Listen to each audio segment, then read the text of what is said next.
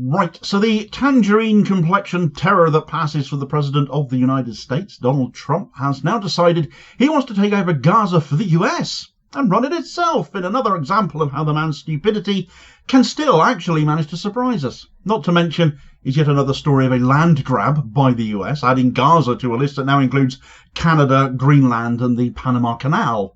Just how many new states or territories does the US want here? He wants to relocate everyone in the Gaza Strip, he is now telling us. He wants to build a Riviera of the Middle East, where Gaza currently stands. And he wants the world's people to live there afterwards. So no return for the Palestinians who choose to leave, who he says cannot live there at all, despite it all being very much their land. Where Trump is suffering from grand delusions, and far worse probably, and Benjamin Netanyahu is wondering how much of a stake in this plan he's got that has come out of nowhere, a friction burn of an idea between Trump's two brain cells that this plan seems to be. Others have had plenty to say to the contrary, not least of which Hamas, of course, who, to no surprise whatsoever, are having absolutely none of it and have made their feelings quite clear. The U.S. will take over the Gaza Strip, and we will do a job with it, too. We'll own it and be responsible for dismantling all of the dangerous unexploded bombs and other weapons on the site, level the site and get rid of the destroyed buildings, level it out, create an economic development that will supply unlimited numbers of jobs and housing for the people of the area. Do a real job, do something different. Just can't go back. If you go back, it's going to end up the same way it has for 100 years. Right, so that was a short clip there of Donald Trump declaring that the US is going to take over the Gaza Strip and rebuild it into something beautiful, apparently. A Riviera of the Middle East, as he has also described it. Not for the people of Gaza, of course, but for the people of the world, apparently. Only if you're rich enough, though, I'll bet. Prime Mediterranean real estate that he and his walking corpse of a son-in-law, Jared Kushner, can't wait to get their tiny, grubby hands on. The way he talks about Gaza isn't as the home of an oppressed people, but as a real estate venture. He sees Gaza not as the home of so many who have suffered genocide, but as a building site to be developed, and he wants to be the one to do it. Stood next to Benjamin Netanyahu, fidgeting with excitement like he's got a nest of ants down his slacks, grinning inanely as Trump bleats that if he doesn't do something, matters will go back to how they have been for 100 years. Well, 100 years ago, Israel didn't exist, of course, but we can't expect little Donny to know such things as that, can we? There were audible gasps in reaction to Trump's move from amongst the reporters assembled there. His talk of the same thing happening again and again, though, carries with it some pretty serious undertones. Where Netanyahu was under pressure to agree to a ceasefire before Trump came into the presidency again, Trump wanting the credit for doing what Biden, frankly, could have done a year ago if he stopped selling weapons to Israel, could have done.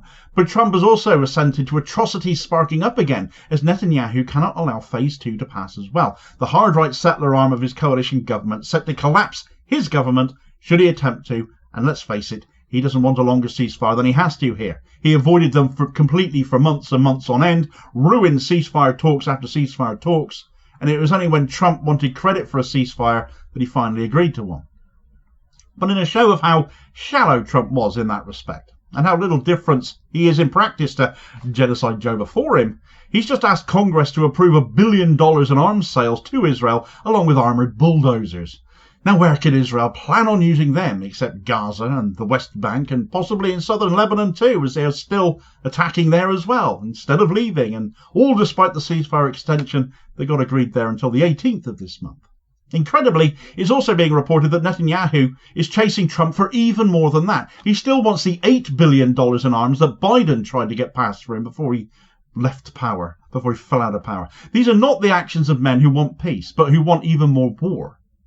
There is, as you can imagine, absolute hell up going on in response to this plan, for ethnic cleansing as it is, and rebuilding of Gaza, but not for the Gazan people, but for the world's wealthier, seems to be the only way, in my view, of interpreting Trump's comments from the surrounding states and the rest of the world. Let's start with Egypt and Jordan here. It's probably the most sensible place to start with, since they've been implicated in so much of Trump's plans already.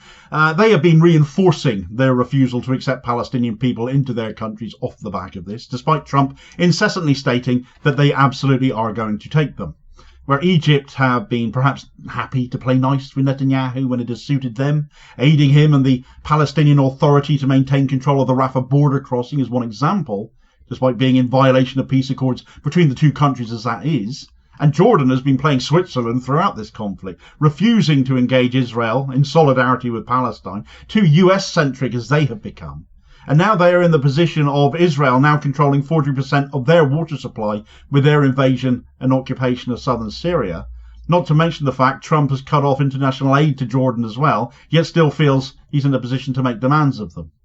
Both nations have been too soft for too long, and now they are being pushed around because it is felt, in my view, that they can be pushed around. That is the message that they have conveyed.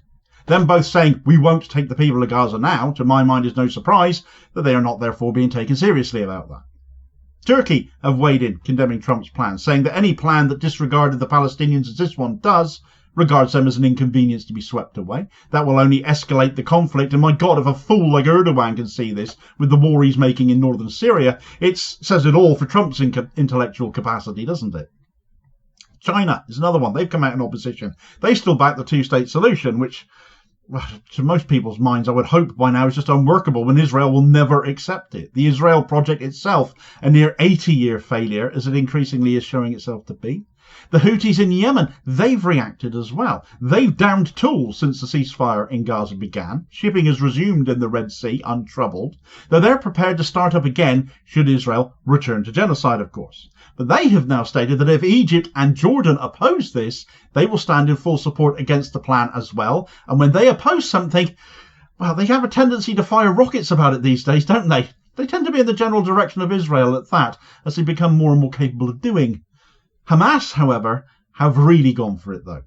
A statement from Hamas's Politburo member Izzat al-Rishq, published by The Cradle, reads, Trump's statements about controlling Gaza reflect confusion and deep ignorance about Palestine and the region. Gaza is not a common land for any party to decide to control, but rather it is part of our occupied Palestinian land, and any solution must be based on ending the occupation and achieving the rights of the Palestinian people, and not on the mentality of a real estate dealer and the mentality of power and domination. Trump's statements confirm once again the complete American bias with the Zionist occupation and aggression against our people and their legitimate rights. Our Palestinian people and their living forces, supported by our Arab and Islamic nation and the free people of the world, will thwart all plans for displacement and deportation. No prizes for guessing which direction they will take things should the US attempt to invade Gaza and seize control of Gaza. The Palestinian people will not allow anyone else to occupy their lands, not after Israel, not for as long as Israel have had occupation over them for. Certainly not the US under Trump. Trump is out of his tiny mind, he's out of his gourd here, and if he's looking for prime real estate going nowhere, empty space going begging, there seems to be an ever-increasing expanse of it between his own ears. If the US ever attempts what he's said here, things will get so much catastrophically worse in the Middle East. And again, all totally avoidable. And quite where things would end then, well, all I can say is there won't be any room for bodies like the UN or other US-centric or Israel-centric nations to just look on, to still have their hands in their pockets or twiddling their thumbs, looking on as spectators and doing nothing and acting like they can't do anything. The people of Gaza are not going to leave their land. It is their land. They don't want to leave it. They want to rebuild their lives, rebuild their homes, have a Palestinian state. And to force them out would be ethnic cleansing. Trump is literally saying US boots would be put on the ground to do this. If Gaza is to become part of the US, as he's literally saying to some extent or another, a state or a territory, whatever, this surely becomes an obvious consequence. That would obviously have to happen. Will anyone in the US military, I wonder, refuse to be ordered to do this? Are you just going to follow orders telling you to commit genocide? Don't come back afterwards saying you were just following orders, though, because you know full well who did that before you, don't you? This is the harm words can do. Words can be severely harmful, and Trump has done irreparable damage here. Speaking the language of the occupier against the oppressed, seeking to oppress and displace them himself, joining in Netanyahu as a genocide heir and an ethnic cleanser. There is no other way to consider the forcible removal of 1.8 million people from Gaza, a number that used to be 2.2 million people, incidentally. So that's 400,000 people all of a sudden being unaccounted for in media narratives, despite a death toll of some 61,000 only officially. So square that number, somebody, please, whilst we're at it. But how is Trump literally any different at all to Netanyahu himself based on rhetoric like this? He's just going to do Netanyahu's dirty work for him now. So it's no wonder Netanyahu was stood there grinning like an idiot Maybe Gaza could, I don't know, turn to Mexico and Canada for help, as they seem to know how to handle Trump best of late, don't they? Or at least they could if there were tariffs involved, I suppose. But where the global mainstream media has hailed Trump as a master business strategist where it comes to these tariffs, the reality is that Canada and Mexico have seen off his nonsense, gaining concessions for themselves, showing the world exactly how Trump can be dealt with, a lesson there for Gaza as well, I'm sure, in exchange for absolutely nothing in return, and getting the tariffs kicked down the line into the bargain too, as they did. Trump's deal-making fame has been shown up to be nothing more than a sham, as this video recommendation here will explain to you all the details about it as your suggested next watch. Please do also hit like, share and subscribe if you haven't already done so before you do though, so as to ensure you don't miss out on all new daily content, and it all helps support the channel as well, which is very much appreciated, and I'll hopefully therefore see you on the next vid. Cheers folks.